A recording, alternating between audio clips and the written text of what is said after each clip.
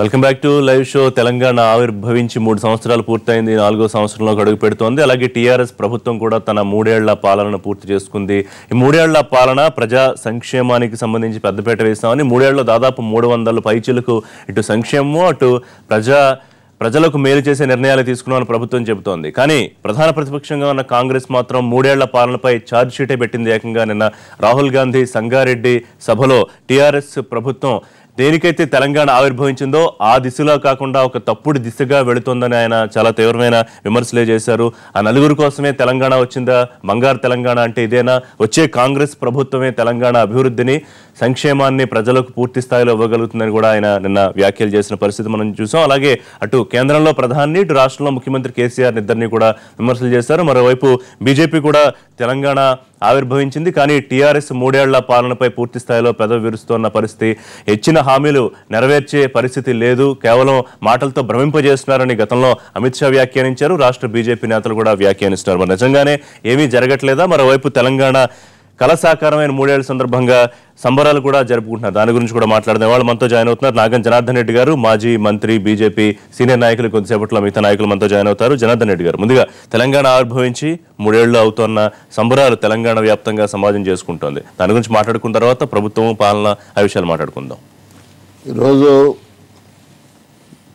June 2 Telangana ప్రజల ఆకాంక్ష నెరవేర్చిన రోజు. ఇవాళ అమరవీరుల త్యాగఫలం ఈ తెలంగాణ రాష్ట్రం. ఎంతోమంది సకల జనులు పోరాడి తీసుకొచ్చుకున్నటువంటి తెలంగాణ ఆవిర్భావ దిన సందర్భంలో తెలంగాణ ప్రజలందరికీ కూడా శుభాకాంక్షలు తెలియజేస్తూ ఆ అమరవీరులకు నివాళులు అర్పిస్తున్నాను. ఈరోజు నిజానికి చెప్పాలంటే అందరు ఆశించిండ్రు తెలంగాణ వస్తే మన నీళ్లు మనకు వస్తాయి, మన నిధులు మనకు వస్తాయి, మన నియామకాలు మనకు ఉంటాయి, బంగారు తెలంగాణ అవుతుందని అందరూ ఊహించిండ్రు. కానీ దానికి భిన్నంగా పాలన సాగుతూ ఉంది. ఆ రోజు మొట్టమొదటి 2014 ఎన్నికలప్పుడు ఈరోజు ఉన్నటువంటి టీఆర్ఎస్ పార్టీ అధినేత ఆ రోజు గ్రామం తిరిగి ముఖ్యంగా ఆయన చెప్పింది ఏంటంటే 2 బెడ్రూమ్లు, అల్లుడు వస్తే అత్త చీరాడ మార్చుకోవాలి, 2 బెడ్రూమ్లు, ఒక హాలు, లాట్రిను, గౌరవంగా బతికేలా కట్టిస్తాను, గౌరవప్రదమైన జీవితం గడిపే విధంగా అని చెప్పని అదొకటి చెప్పిండు. 3 ఎకరాల భూమి దళితులకు ఇస్తా అని చెప్పిండు. తర్వాత KG to PG చేస్తా అని చెప్పిండు. 1 లక్ష వరకు రుణాలు రైతులకు మాఫీ చేస్తా అని చెప్పిండు. 1000 రూపాయలు తర్వాత 1500 వికలాంగులకు పెన్షన్లు ఇస్తామని చెప్పినారు. ఇట్లా అనేక వాగ్దానాలు చేసిండ్రు. కానీ ఇప్పుడు ప్రజలు ముఖ్యంగా ఓటేసింది ఈ అంశాల మీదనే ప్రజలకు అంటే ఓటేసినారు. దీంట్లో ఈ వీటిని ఆధారంగానే ఎక్కువ చేసినారు. ఇవాళ తెలంగాణ వచ్చింది. ఇవాళ ఏదేమి చెప్పినా 69లో ఉద్యమంలో నిజంగా వాళ్ళకు కూడా నేను ప్రత్యేకంగా, ఎందుకంటే ఆనాడు నా మిత్రులు ఎంతోమందిని పోగొట్టుకున్నాను, వాళ్ళ ఆత్మలకు శాంతి కలగాలని భగవంతుని ప్రార్థిస్తూ వారికి ఎల్లప్పుడూ తెలంగాణ ప్రజలు రుణపడి ఉంటారు. ఎందుకంటే 69లో ఉద్యమం లేకుంటే ఈరోజు మళ్ళీ ఈ ఉద్యమాలు వచ్చేది, తర్వాత వచ్చే ఉద్యమాలు వచ్చేది కాదు. అందుకోసము ఆ కుటుంబాలను గుర్తించాలి. ఇంతవరకు ఈ ప్రభుత్వం ఇంతవరకు ఆ రోజు అన్నది 1200-1400 మంది చనిపోయిందని చెప్పని 400 కుటుంబాలకి తీసుకొని వచ్చినారు. ఇప్పుడు ప్రజలు నమ్మి అధికారం మీకు ఇచ్చిండ్రు. 61 మందిని టీఆర్ఎస్ వాళ్ళని గెలిపించిండ్రు. ఒక చక్కటి పరిపాలన ఇచ్చేది పోయి ఇవాళ ఎటువంటిదంటే ప్రజాస్వామ్యాన్ని అపహాస్యం చేస్తూ, రాజ్యాంగాన్ని అవమానిస్తూ, ఈరోజు ఫిరాయింపులను ఒక పార్టీలో గెలిచిన వ్యక్తిని తీసుకొని ఈయన అంటే మంత్రివర్గంలో మీరు అంటున్నారు రాజకీయ పునరేకీకరణ, దానికి ముఖ్యమంత్రి ఒక పేరు పెట్టండి. పునరేకీకరణ అని చెప్పినాడు. ఇంకోటి ఏంది, అందరు వాళ్ళ అభివృద్ధి కోసం వచ్చిందని చెప్పాను. ఆయన అభివృద్ధి నేను ఇవాళ సూటిగా అడుగుతా ఉన్నాను ముఖ్యమంత్రి గారిని. నీ ఎంబడి చేరిన సర్పంచ్కి ఏం చేసినావు, నీ ఎంబడి చేరిన ఎంపీటీసీకి ఏం చేసినావు, జడ్పీటీసీకి ఏం చేసినావు, జిల్లా పరిషత్తులు నీకు 2 వచ్చేది ఉండే, అన్ని జిల్లా పరిషత్తులను కైవసం చేసుకుని ఏ జిల్లా పరిషత్కు ఏం నిధులు ఇచ్చినావు, ఇవాళ కేంద్రం ఇచ్చిన నిధులు, గ్రామ పంచాయతీలకు ఇచ్చిన నిధులు 30 ఏళ్లకెళ్ళి ఉన్న కరెంటు బిల్లులు కట్టించుకుంటున్నది చట్ట విరుద్ధం అండి. చాలా అంటే చట్ట విరుద్ధం. ఎందుకంటే 5 సంవత్సరాలకు ఎలక్ట్ అయినటువంటి సర్పంచ్ ఆయనకు కేంద్రంకి వెళ్ళి వస్తున్నాయి, నిధులు వస్తున్నాయి. ఆ 5 సంవత్సరాల్లో ఆయన అభివృద్ధి చేయాల్సింది పాత బిల్లులు కట్టేటందుకు కాదు కదండి. అట్లా ఈరోజు నేను ఒకటే ఏం చెప్తున్నానంటే ఈ ప్రభుత్వానికి ప్రజలకు అంటే వంచే పాలన సాగుతూ ఉంది. కేవలం మాటల గాడిలతోటి మాయ మాటలతోటి అది చేస్తున్నాడు. ఈరోజు ఇంకొకటి కూడా చెప్తా ఉన్నాడు, ఎక్కడ ఒక్క స్కామ్ జరగలేదు. మిగతా అంశాలు కూడా మాట్లాడదాం. మనతో కోననేని సాంబశివరావు గారు, మాజీ ఎమ్మెల్యే, సిపిఐ సీనియర్ నాయకులు జాయిన్ అయ్యారు. సాంబశివరావు గారు, 3 ఏళ్ళు పూర్తి చేసుకుంది ఇటు తెలంగాణ కానివ్వండి, ఆవిర్భావం అటు టీఆర్ఎస్ ప్రభుత్వం వచ్చి కూడా 3 ఏళ్ళు పూర్తి 4వ సంవత్సరాలకు అడుగు పెడుతుంది. ఓవరాల్ గా ఎట్లా అనిపిస్తుంది మీకు తెలంగాణ కళ సాకారమైన 3 ఏళ్ల తరువాత పరిస్థితి ఏంటంటే? తెలంగాణ కావాలని చెప్పి ఆనాడు జాతీయ పార్టీగా ఉన్నటువంటి కమ్యూనిస్ట్ పార్టీ మనస్ఫూర్తిగా అక్కడ పార్లమెంట్లో కానీ కేంద్ర స్థాయిలో కానీ మనస్ఫూర్తిగా ఒకే మాటతో అటు ఆంధ్ర ప్రాంతంలో ఉన్న కమ్యూనిస్టులుగా కానీ కోరుకున్నటువంటి పార్టీ మాది. తెలంగాణ కోసం నాగం గారు కూడా తెలుసు, మేము సమకాలికులుగా ఉన్నాం. తెలంగాణ కోసం మొదటి ఎమ్మెల్యేగా నిరాహార దీక్ష చేసిన ఎమ్మెల్యే నేను. 7 రోజులు దాని విరమణకి వీరు కూడా వచ్చారు, కేటీఆర్ లేకపోతే అందరూ చాలా మంది వచ్చారు, కోదండరామ్ గారు. 480 కిలోమీటర్లు పాదయాత్ర చేశాం, చాలా కోరుకున్నాం. కానీ ఇవాళ తెలంగాణ వచ్చిన తర్వాత నువ్వేమిస్తున్నావు అనే దానికంటే తెలంగాణ ప్రజల యాక్చువల్గా తెలంగాణ ప్రాంతం అంటే ఆనాడు నియంత పాలన ఉండేది, మధ్యకాలంలో ఆత్మగౌరవం అనేది వచ్చింది ఆంధ్ర పాలకులు ఉన్నప్పుడు. ఈనాడు ఆ ఆత్మగౌరవానికి భిన్నంగా తెలంగాణ ప్రజలకు మాట్లాడే స్వేచ్ఛ లేకుండా నిర్బంధాలతో కూడిన తెలంగాణ, ఇది ఊహించినటువంటి తెలంగాణ. నీ అభివృద్ధి ఒక పక్కన పెడదాం, అభివృద్ధి తర్వాత మాట్లాడుతున్నాం. కానీ ఇటువంటి నిర్బంధాలు, ఈవెన్ ఎమర్జెన్సీలో కూడా చూడనటువంటి నిర్బంధాలు ఇవ్వాలి. మాట్లాడే స్వేచ్ఛ లేదు. ఆయన తిట్టేది ఎవరు, తిట్టే నోరు తిరిగే కాలు ఊరుకోదు అన్నట్టుగా ఆయన తిడుతుంది ఎవరిని? రోజు తెలంగాణ ప్రజల్ని. మాకు ఇది కావాలి, మాకు ఆకలి అయిందని అంటే తెలంగాణ ప్రజల ప్రతిపక్షాల తెలంగాణ ప్రజలను తిడుతున్నాడు. ఇప్పుడు రోడ్డు మీద మున్సిపాలిటీ వాళ్ళు ఎక్కారు, రోడ్డు మీదకి ఎక్కి మాకు ఇది కావాలన్నారు. దద్దమ్ములు జెండాల కింద ఉన్నారు. ఆ జనాలను తిట్టడమే. ప్రతిపక్షాలు అయితే తెలంగాణ ప్రజలు కాదా? ఈ విధమైనటువంటి అంటే ప్రజలకు ప్రయోజనాలు ఉండే ప్రతిపక్షాలు ఏదో ప్రయోజనం ఆశిస్తాయనే ఉద్దేశంలో కదా ముఖ్యమంత్రి అనేక సందర్భాల్లో చెప్పింది. రాజకీయ ప్రయోజనం అది ప్రతిపక్షాలుగా నువ్వు ఆ భాషతో మాట్లాడు. ప్రతిపక్షాలుగా నువ్వు తిట్టే తిట్లు ఉన్నాయి చూసారా, అతి భయానకమైనటువంటి తిట్లు ఆ విధంగా తిడుతూ ఇవాళ ప్రాక్టికల్ గా వచ్చేసరికి తెలంగాణ ప్రజలకు నువ్వు ఏం చేసావంటే నీకు చెప్పడానికి ఏం లేదు. అన్ని పేపర్ల మీద ఎందుకు అనేక సంక్షేమ ఇప్పుడు కలగా ఉండే 24 గంటల కరెంటును వాస్తవ రూపంలో తీసుకొచ్చామని చెప్పారు. పెన్షన్స్, గర్భిణుల కిట్లు, కళ్యాణ లక్ష్మి, షాదీ ముబారక్, ఇలా 3 ఏళ్లలో 300 పైచీలకు సంక్షేమ కార్యక్రమాలు తీసుకొచ్చామని చెప్తున్నారు కదా. పేపర్ మీద నోటి మాటలు ఎన్ని వేలైన చెప్పొచ్చు. ఇవన్నీ రొటీన్ గా వచ్చేటువంటి పథకాలన్నింటిని కూడా ఆయన మెన్షన్ చేశారు. ఇప్పుడు విద్యుత్ ఉందండి. విద్యుత్ ఇవాళ భారతదేశంలో ప్రతి రాష్ట్రం కూడా విద్యుత్ నిరంతర సరఫరా విధంగా ప్రతి రాష్ట్రానికి కేంద్ర ప్రభుత్వం అనేక ఫండ్స్ కూడా ఇస్తుంది. తర్వాత మన రాష్ట్రంలో కిరణ్ కుమార్ రెడ్డి గారి అవగాహన లోపంతో ఇది తెలంగాణ వస్తే విద్యుత్ ఇబ్బంది అని చెప్పారు. కానీ అప్పటికే చాలా మన రాష్ట్రంలో కూడా ఉన్నాయి. పెన్షన్స్ ఉన్నాయండి. 1000 రూపాయల పెన్షన్ నీకు పక్కనున్న ఆంధ్రాలో ఇస్తున్నారు. తమిళనాడులో అయితే ఇంకా 2000 పైన ఇస్తున్నారు. పాండిచ్చేరిలో 3000 ఇస్తున్నారు పెన్షన్స్. ఈ సహజంగా అప్పటికి ఇప్పటికి డబ్బు విలువ పడిపోయిన బ్యాక్గ్రౌండ్ లో అవి పెరుగుతూ ఉంటాయి. అందుకని అవి ఇచ్చే ఏ ప్రభుత్వం అయినా సరే, అంటే గత ప్రభుత్వాలు కనీసం ఆలోచన చేయడానికి కూడా సాహసించని అనేక కార్యక్రమాలు మేము అమల్లోకి తీసుకొచ్చామని కదా ముఖ్యమంత్రి గారు చెప్తున్నారు. నేను అనేది ఇదేనండి, పెన్షన్ అంత ముందు లేనిది కాదు. కాకపోతే ఏంటంటే అప్పుడు మనీ విలువ వేరు, ఇప్పుడు వేరు. దాని ప్రకారం పెరుగుతూ ఉండదు. నీకు ఎమ్మెల్యే శాలరీస్ ఉన్నాయండి. ఒకప్పుడు 6000 7000 ఉండేవి. ఇప్పుడు 2 లక్షలు 2000 ఉండేది. ఇప్పుడు 2 లక్షలకు చేరిందండి. అట్లా అన్ని పెరుగుతున్నాయి. పెరిగే క్రమంలో ఇస్తున్నారు. ఇల్లు అనేది ఇప్పుడు డబుల్ బెడ్రూమ్లు ఇస్తామని చెప్పారు. ఎవరు ఆలోచన చేయాలి? మంచిదే. సో 3 ఏళ్లలో టీఆర్ఎస్ ప్రభుత్వం చేసిన, ప్రజల కోసం చేసిన ఒక మంచి కార్యక్రమం చెప్పమంటే ప్రతిపక్షంగా ముఖ్యంగా సిపిఐ ఏం చెప్తుంది? సార్, మేము వాళ్ళు చేసిన మంచి పేపర్ల మీద చూస్తే చదువుతుంటేనే అంత మంచి వదిలేండి. మరి మీరు అబ్జర్వ్ చేస్తున్నారు, పాలన చూస్తున్నారు 3 ఏళ్ల నుంచి. ప్రాక్టికల్ గా మాకు ఉద్యోగాలు ఇవ్వలేదు, డబుల్ బెడ్రూములు లేవు, లేకపోతే దళితులు 3 ఎకరాలు లేవు. అసలు పోనీ ధనిక రాష్ట్రం అని చెప్పి అప్పుల రాష్ట్రం అయింది. ఈ రాష్ట్రంలో కానీ ఫీజు రియంబర్స్మెంట్ బకాయిలు తీర్చే పరిస్థితి లేదు. ఇవన్నీ చూస్తే ఎక్కడ మంచి జరిగిందా అనేది అర్థం కావట్లేదు. ఎక్కడ మంచి జరిగిందా అంటే జనరల్ గా ఏంటంటే ఆలోచనలు మంచిగానే ఉన్నాయి, కానీ ప్రాక్టికల్ కేవలం మాటలు కాగితాల మీద రాతల దాగే పరిమితం అయ్యాయని మీ విమర్శ. బాలకృష్ణ సుమన్ జాయిన్ అయ్యారు మనతో, పెద్దపల్లి ఎంపీ, టీఆర్ఎస్ ముఖ్య నాయకులు. సుమన్ గారు, ముందుగా ప్రతిపక్షాల విమర్శలు వాటి గురించి మాట్లాడుకునే ముందు తెలంగాణ రాష్ట్ర ఆవిర్భావం అయి 3 ఏళ్లు పూర్తవుతోంది. అలాగే టీఆర్ఎస్ ప్రభుత్వం కూడా 3 ఏళ్లు పాలన పూర్తి చేసుకుని 4వ ఏట అడుగు పడుతోంది. ముందు దాని గురించి మాట్లాడుకుందాం.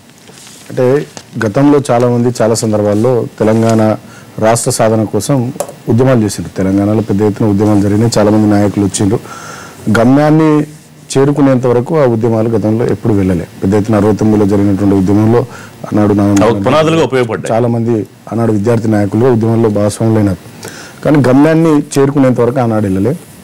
కేసీఆర్ గారి నాయకత్వంలో 2001లో టీఆర్ఎస్ పార్టీ స్థాపించిన తర్వాత చాలా ఇబ్బందులు ఎదురైనా ఆనాడు రాజశేఖర రెడ్డి గారు, చంద్రబాబు నాయుడు గారు, ఆనాడు ఉన్నటువంటి ఆంధ్ర పెట్టుబడిదారులు రకరకాల కుట్రలు చేసినప్పటికీ కూడా కేసీఆర్ గారు చివరిదాకా పోరాడి, దాంట్లో కూడా తెలంగాణ ప్రజలందరి సహకారం, అదేవిధంగా వివిధ రాజకీయ పార్టీల సహకారం, పెద్ద ఎత్తున ఉద్యోగస్తులు కానీ, లాయర్లు కానీ, తెలంగాణ సమాజం అంతా ఒక్కతాటి మీదకి వచ్చి తెలంగాణను తెచ్చుకునేటటువంటి ప్రయత్నం కేసీఆర్ గారి నాయకత్వంలో విజయవంతంగా కొనసాగింది. దాని ఫలితం ఇవాళ రాష్ట్రం వచ్చింది. వచ్చిన రాష్ట్రంలో 3 ఏళ్ల టీఆర్ఎస్ పరిపాలనలో అనుకున్న దానికంటే ఎక్కువ కూడా లక్ష్యాలు చేరుకున్నాం. 3 ఏళ్ల పాలనకి ఒక మాటలో మీరు ఎంపీగా ఉన్నారు, దగ్గరగా చూస్తూ ఉంటారు, ఎన్ని మార్కులు ఇస్తారు టీఆర్ఎస్ ప్రభుత్వానికి అంటే ఏం చెప్తారు? 100కు 100 మార్కులు ఇస్తాం డెఫినెట్గా. మేము కూడా ప్రజలు ఇస్తా ఉన్నారు. ఇవాళ మా పరిపాలన తీరు సరే, కొంతమంది పార్టీలో సహజంగానే అధికార పార్టీ పనితీరు ఎందుకు నచ్చుద్ది, వాళ్ళు విమర్శించాలి కాబట్టి రొటీన్గా విమర్శిస్తారు.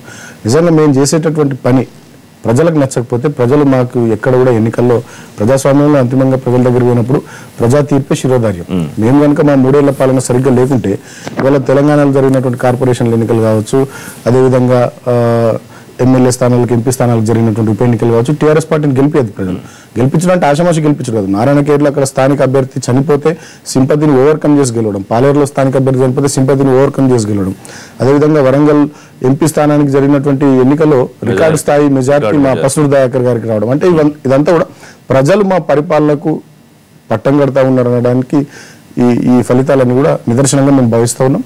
ఇవాళ ఎవరేమనుకున్నా, ఎవరినన్నా ప్రజలకు మేము జవాబుదారీ, ప్రజాకోణంలో ఆలోచించి ప్రజలకు ఏ నిర్ణయాలు తీసుకుంటే మంచిగా ఉంటుందో ఆ పని మేము చేస్తూ ఉన్నాం. ఆ క్రమంలో నేను చెప్పిన రిషి గారు ఎన్నికల మేనిఫెస్టో ఏదైతే మేము ప్రజల ముందు పెట్టినామో దాంట్లో ప్రతి ఒక్క అంశాన్ని నెరవేర్చగలిగినాం. ఇవాళ ముఖ్యంగా ఆనాడు ఏదైతే తెలంగాణ రాష్ట్రం ఆవిర్భవిస్తే, తెలంగాణ రాష్ట్రం వస్తే ఇక్కడికి పరిశ్రమలు రావు, పరిశ్రమలు వెళ్ళిపోతాయి, హైదరాబాద్లో మత కలహాలు జరుగుతాయి, తెలంగాణ నక్సలైట్ల రాజ్యం అయిపోతుంది, తెలంగాణకు నీళ్లు రావు, తెలంగాణకు కరెంటు రాదు అని ఏవైతే చెప్పినారో వాటన్నిటిని విజయవంతంగా పటాపంచం చేస్తాం. ఇవాళ తెలంగాణకు మిషన్ భగీరథ ద్వారా ఇంటింటికి మంచినీళ్ళు ఇచ్చే ప్రయత్నం చేస్తూ ఉన్నాం. మిషన్ కాకతీయ ద్వారా 46,000 చెరువులు పునరుద్ధరించే ప్రయత్నం చేస్తూ ఉన్నాం. కృష్ణా గోదావరి నదుల్లో మన వాటా 1330 టీమ్స్ల నీళ్లను తెలంగాణ బీడు భూములకు మళ్ళిచ్చే పాలమూరు రంగారెడ్డి ఎత్తిపోతల పథకం కానీ, డిండి లిఫ్ట్ ఇరిగేషన్ కానీ, సీతారామ ప్రాజెక్టు కానీ, కాళేశ్వరం ప్రాజెక్టు కానీ, ఈ ప్రాజెక్టులకు రూపకల్పన చేసి వేగంగా ప్రతిపక్షాలు కోర్టుల్లో కేసులు వేసిన, గ్రీన్ ట్రిబ్యునల్ని ఆశ్రయించిన వాటన్నిటిని కూడా పటాపంచలు చేస్తూ ఇవాళ రైతాంగానికి నిలిచేటటువంటి ప్రయత్నం చేస్తున్నాం. అంతేకాకుండా ఇవాళ కరెంటు విషయంలో మీరు గమనిస్తే అసలు ఇందిరా పార్క్ దగ్గర మనం గతంలో చూసినాం, కరెంటు విషయంలో పరిశ్రమల వాళ్ళు ధర్నాలు చేసినటువంటి రోజుల నుంచి ఇవాళ ఏ పారిశ్రామికవేత్తను మీరు కదిలించినా కరెంటు విషయంలో టీఆర్ఎస్ పార్టీకి పరిశ్రమలు ఇక్కడికి వెళ్ళి తరలి వెళ్ళకపోగా పెద్ద ఎత్తున పరిశ్రమలు వచ్చినాయి.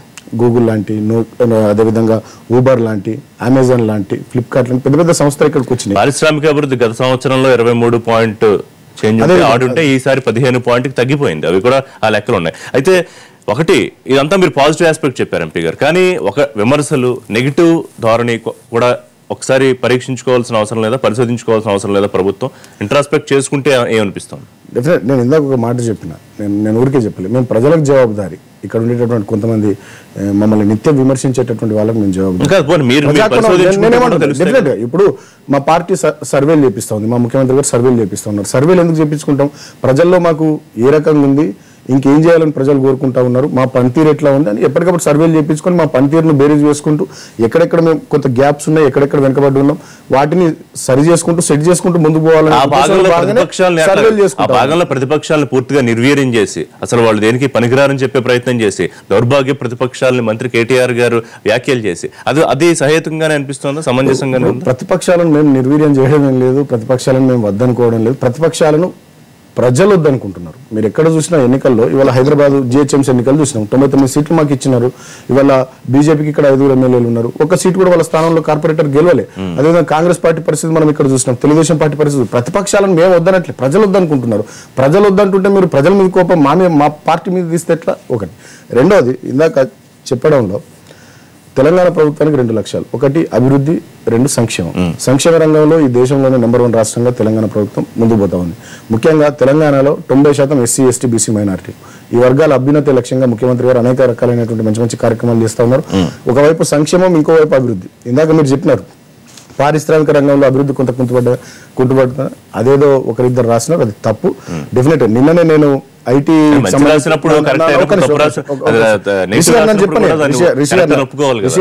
ఎవరో ఒకరు రాయడం కాదు కదా, అధికారికంగా పరిశ్రమల సమాఖ్య కానీ అధికారికంగా కేంద్ర ప్రభుత్వం కానీ ప్రకటించినటువంటి అదే మనకు అంతిమంగా దాన్ని మనం ఒక కొలమానం ప్రాతిపదికగా చూస్తాం. నిన్న నేను ఐటీ తెలంగాణ రాష్ట్రానికి సంబంధించినటువంటి ఐటీ ప్రోగ్రెస్ రిపోర్ట్ లాంచింగ్ కార్యక్రమాలు నేను పోయినా. టీ వ్యాలెట్ కార్యక్రమం లాంచింగ్ కార్యక్రమంలో నేను కేటీఆర్ గారితో పాటు నేను పొంగులేటి శ్రీనివాసరెడ్డి గారు పాల్గొన్నాం. ఈ దేశం యొక్క ఐటీ ఎక్స్పోర్ట్స్, భారతదేశ ఐటీ ఎక్స్పోర్ట్స్ 10% ఉంటే తెలంగాణ ఐటీ ఎక్స్పోర్ట్స్ 13.85% ఉంది. అంటే ఐటీలో ఇవాళ 4% అహెడ్ ఉన్నాం మనం ఐటీ ఎక్స్పోర్ట్స్ లో. సో అట్లా పారిశ్రామిక రంగంలోనైనా, ఐటీ రంగంలోనైనా, ఫార్మా రంగంలో, అదేవిధంగా ఏరోస్పేస్ రంగంలో, డిఫెన్స్ రంగంలో, రియల్ ఎస్టేట్ రంగంలో పెద్ద ఎత్తున హైదరాబాద్ చుట్టుపక్కల ప్రాంతాల్లో కూడా గణనీయమైనటువంటి అభివృద్ధి కొనసాగుతూ ఉంది. దాన్ని మనం ఎవరం కూడా కాదనలేం. ఎందుకంటే హైదరాబాద్ సేఫెస్ట్ డెస్టినేషన్ అనేటువంటి వాతావరణం వచ్చింది. ఇక్కడ సెక్యూరిటీకి సంబంధించినటువంటి విషయంలో పోలీసుల పనితీరు బాగుందనేటటువంటి కనబడతా ఉంది. పవర్ విషయంలో కానీ ఈజ్ ఆఫ్ డూయింగ్ బిజినెస్ లో స్టేట్ ఫస్ట్ ర్యాంక్ వచ్చింది కేంద్ర ప్రభుత్వం గతంలో విడుదల చేసినటువంటి గణాంకాల ప్రకారం. సో నేను అనడం, ఒకవైపు అభివృద్ధి, ఇంకోవైపు సంక్షేమం, ఈ రెండింటిని మేళవించుకొని ముందుకు పోతా ఉన్నాం. సో సహజంగా ప్రతిపక్ష పార్టీలు అన్ని ఎందుకు వాళ్ళు విమర్శించడమే లక్ష్యంగా పనిచేస్తారు. ఏ ప్రతిపక్ష పార్టీ అయినా టీఆర్ఎస్ బాగా చేస్తుంది, కేసీఆర్ గారు బాగా చేస్తున్నారు ఎందుకంటారు? వాళ్ళ కార్యకర్తల్లో ధైర్యం నింపుకోవడానికి, వాళ్ళ కార్యకర్తల్లో కొంత మంచి మాట ప్రతిపక్షాలు ఇప్పుడు బ్రహ్మాండమైన పాలన చేస్తున్నాం, సంక్షేమానికి ఇదే స్వర్ణయుగం ప్రభుత్వం చెప్తోంది. సరే, ర్యాంకులు ఇప్పటి వరకు ఎంపీ గారు చెప్పారు, తెలంగాణ ముఖ్యమంత్రికి నెంబర్ 1 ర్యాంకు రావడం కూడా మనం చూసాం. అంటే కేవలం ప్రతిపక్షాలు విమర్శలు మాత్రమే చేస్తున్నాయి. ఎవరు ఇచ్చినారు ర్యాంకులు? ఎవరేమి ఇవ్వలే, సెల్ఫే. అన్ని ఎగ్జామ్ రాస్తాము, కేంద్రంలో కొన్ని వ్యవస్థలు ఉంటాయి, ఆ వ్యవస్థలు ర్యాంకులు అన్ని మనమే చేస్తాము. ఇప్పుడు నేను ఒక్కటి అడుగుతున్నానండి స్ట్రేట్ గా టీఆర్ఎస్ ను, ఇలా ఉద్యమం వేరే, రాజకీయం వేరే, రాజ్యాంగ ప్రక్రియ వేరే. ఇలా ఏ లోకల్ అంటే రీజనల్ పార్టీతోటి కూడా ఈ తెలంగాణ సాధ్యమయ్యేది కాదు. ఆ రోజు నేను బీజేపీ పార్టీలో చేరేటప్పుడు కూడా నేను స్పష్టంగా ఒక విషయం చెప్పినాను, ఇది కాంగ్రెస్ బిల్లు పెట్టినా బీజేపీ మద్దతు ఇవ్వకపోతే అవ్వదు. అందుకోసం ఆ రోజు కాంగ్రెస్ బిల్లు ఆశించి పెట్టిండొచ్చు వాళ్ళను, ఎందుకంటే ఈయన పోయి కాంగ్రెస్లో కలుస్తా అని చెప్పినాడు కేసీఆర్. కానీ మాట ఇచ్చి మద్దతు ఇచ్చి తెలంగాణ సాకారం చేసింది ఇవాళ రాజ్నాథ్ సింగ్ గారు. అంటే బీజేపీకి కూడా అనివార్యం కదా, బీజేపీకి కూడా అనివార్యం. ఎందుకంటే 100 రోజుల్లో తెలంగాణ ఇస్తామని చెప్పిన బీజేపీ కాంగ్రెస్ పెట్టినప్పుడు మద్దతు ఇవ్వాల్సిందే కదా. చెప్తున్నాను, కాంగ్రెస్ పెట్టినప్పుడు మద్దతు అనేది కాదు, అంతవరకు అంటే సాధ్యం కాదు కదా. ఒకవేళ బీజేపీ మద్దతు లేకుంటే సాధ్యమయ్యే అవకాశమే లేదు. ఇప్పుడు మాట ఇచ్చి మద్దతు ఇచ్చి ఆ రోజు మీరు చూసినారు పార్లమెంట్లో, లోక్సభలో ఆ రోజు సుష్మా స్వరాజ్ గారు 13 నిమిషాల లోపల, 20 నిమిషాల లోపల ఏ విధంగా ఇంత అక్కడ ఉండేటువంటి భయంకరమైనటువంటి వాతావరణంలో కూడా బిల్లును పాస్ చేయించిన ఘనత సుష్మా స్వరాజ్ గారిది, రాజ్నాథ్ సింగ్ గారిది, తర్వాత మన అరుణ్ జైట్లీ, వీళ్ళందరూ ఉండి ఆ రోజు అంటే మనకు ప్రజల ఆకాంక్ష నెరవేర్చారు. కానీ దాన్ని మేము ప్రజల లోపలికి తీసుకుపోలేకపోయినాం. అంటే ఇప్పుడు టీఆర్ఎస్ ఎందుకు అధికారంలోకి వచ్చిందో చెప్పదలుచుకున్నారు మీరు? అదే ఎట్లా ఇప్పుడు తీసుకుపోలేకపోయిపోలేకపోయినాం. దాంట్లో మీకన్నా ఎక్కువ కాంగ్రెస్ బాధపడాలి కదా, తెలంగాణ ఇచ్చింది మేమని మమ్మల్ని ప్రజలు కాంగ్రెస్ నాయకులు కూడా వాళ్ళు బాధపడ్డారు కదా, బాధపడుతున్నారు. నిన్న కూడా రాహుల్ గాంధీ వచ్చి బాధపడ్డాడు.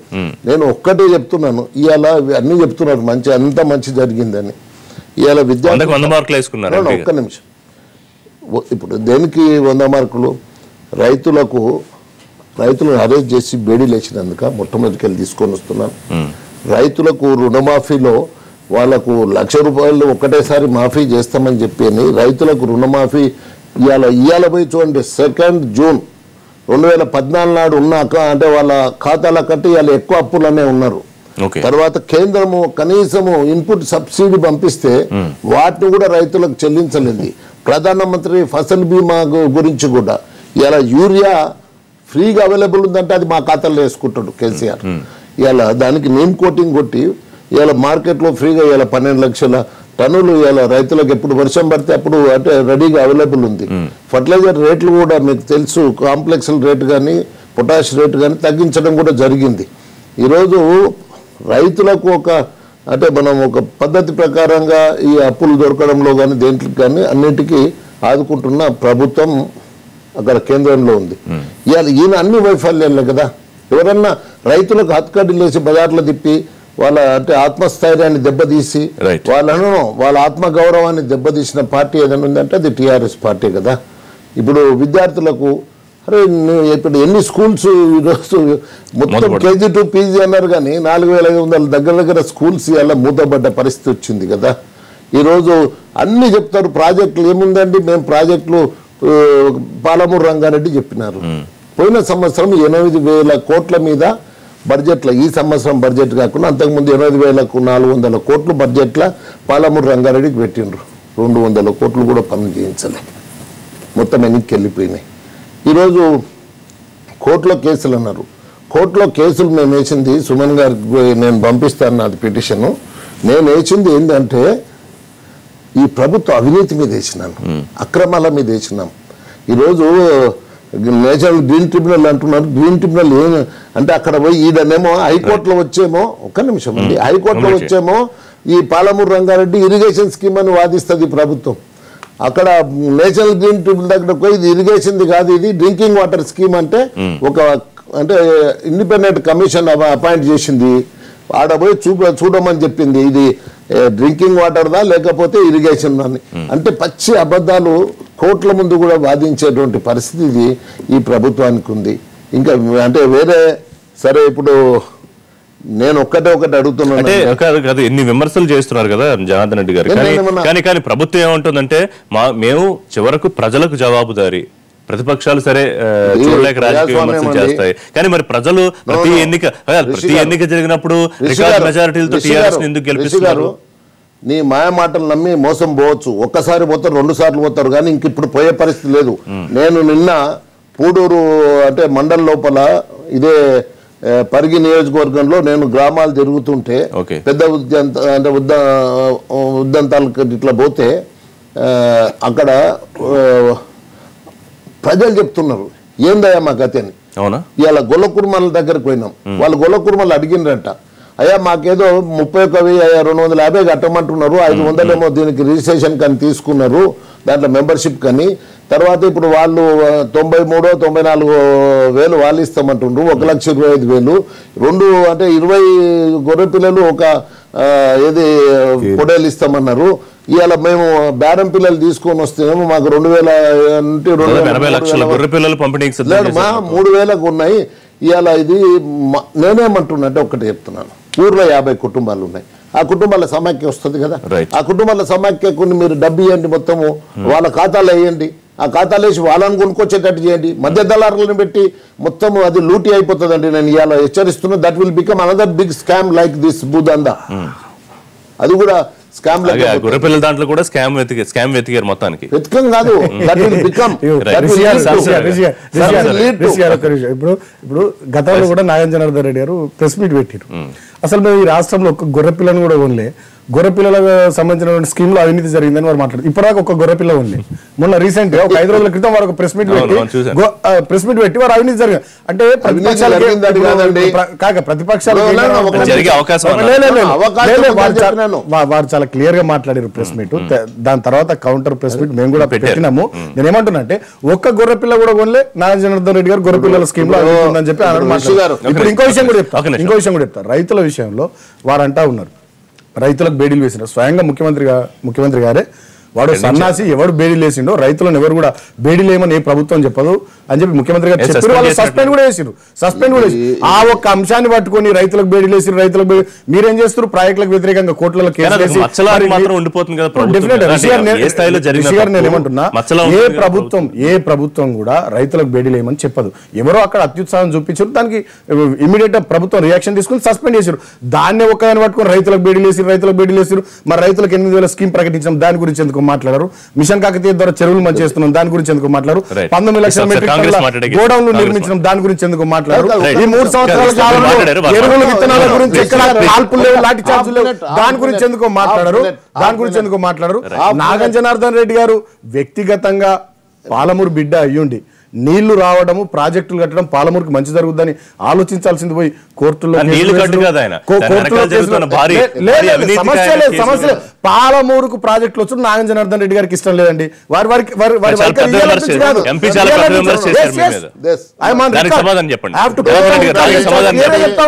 పాలమూరుకు ప్రాజెక్టులు వచ్చి నాగం జనార్దన్ రెడ్డి గారికి ఇష్టం లేదు. 1000% తెలంగాణ బిడ్డ సహకరించాలి. ఇప్పుడు ఒకటి ప్రజల్లోకి పోయింది, 1000%. చెప్పండి. 2013లో 72 జీవో ఆ రోజు కిరణ్ కుమార్ రెడ్డి తోటి పాలమూరు ప్రాజెక్టు కోసం ఇప్పించింది నాగం జనార్దన్ రెడ్డి కాదా ఎమ్మెల్యేగా. మేము పోయి రిప్రజెంట్ చేసి మేము ప్రాజెక్టులకు కట్టడం ఎన్ని నీళ్ళ కలెక్షన్ చెప్పించారు మీరు? అది కూడా మాట్లాడండి. మీరు ఏ ప్రాజెక్ట్ నుంచి ఎన్ని నీళ్ళ కలెక్షన్ మాట్లాడండి. ఏవో నీళ్ళు వచ్చినట్టు కాళ్ళకు ఎత్తుకొని కూర్చున్నట్టు మాట్లాడుతున్నారు. నేను 18 ప్యాకేజీలు ఉంటే నేను వేసింది 4 ప్యాకేజీల మీద 60 కోట్ల రూపాయలు ఒక్క పంపు ఉంది, 58 కోట్ల రూపాయలు ఒక మోటార్, 118 ఒక్కొక్క సెట్ ఉంటే దాన్ని 60 కోట్లది 92 కోట్లు చేసిండ్రు, ధర పెంచిండ్రు. 58 కోట్లు ఉన్నది 87 కోట్లు, ఒక 179 కోట్లకు ఒక్క పంపని సెట్ చేసి ఇలానండి. ఒక్క స్టేజ్ లా లిఫ్ట్ 1 స్టేజ్ లా 614 కోట్ల రూపాయలు ధరలు పెంచి మింగుతా ఉంటే నన్ను చూసుకుంటా కూర్చోమంటారా? కాంగ్రెస్ నాయకులు మనతో జాయిన్ పాలమూరు చూసింది, మన పాలమూరు జిల్లా చూసింది. భీమా కింద నెట్ కింద 4.5 లక్షల ఎకరాలకు నీళ్లు మేము ఇచ్చినాం. కేసులు వేసుకుంటే మీరు అడ్డపడ్డారు. ఇవాళ పాలమూరులో 1200 చెరువులు మీరు మాట్లాడకండి. మీరు ఇంకా తప్పులు చేసుకుంటా మీరు తెలంగాణకు అడ్డం పడుకుంటా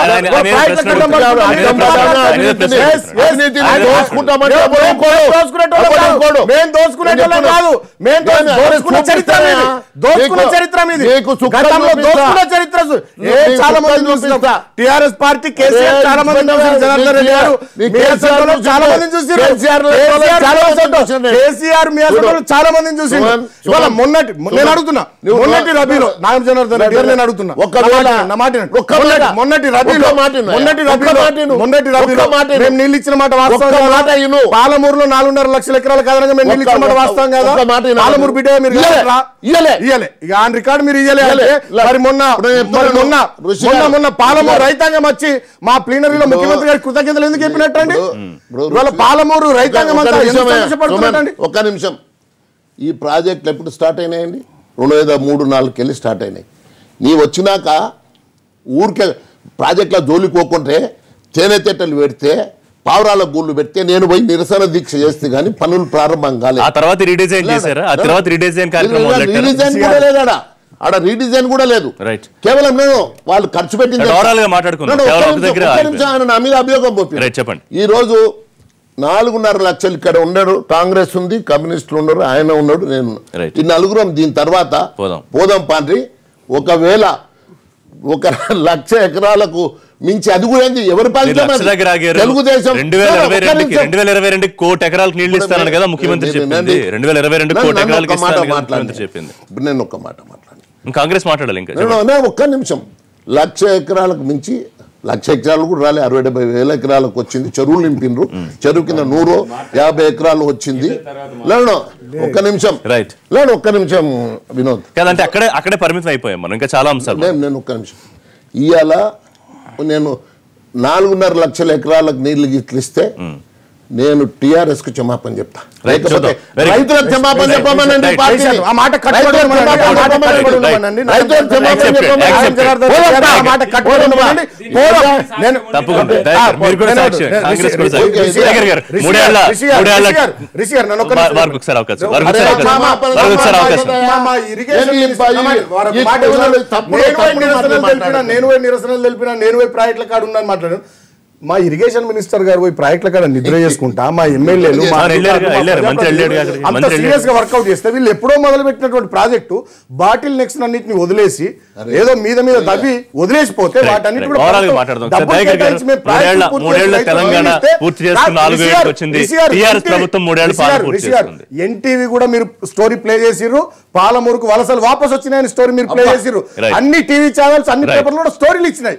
ఇవాళ పాలమూరు బిడ్డ ఉండి సంతోషపడాల్సింది పోయి ఒక దిక్కు కోర్టులలో కేసులు వేస్తారు, ఇంకో దిక్కు మిగతా అంశాలు మాట్లాడదాం. అక్కడ ఒక్క చోట పాలమూరుకే మనం లిమిటెడ్ అయిపోయింది. రైట్. నాగం జనార్దన్ రెడ్డి దయాకర్, గారికి ఒక్క నిమిషం, ఒక్క ఈ నిమిషం. అవినీతి మీద ఒక్క కేసులు నిమిషం. వేసిన నాగం జనార్దన్ అరే, రెడ్డి పాలమూరు కేసులు రైతులకు బయటికి వ్యతిరేకం. కేసులు నాగం బయటికి జనార్దన్ రెడ్డి పాలమూరు రైతులకు వ్యతిరేకం.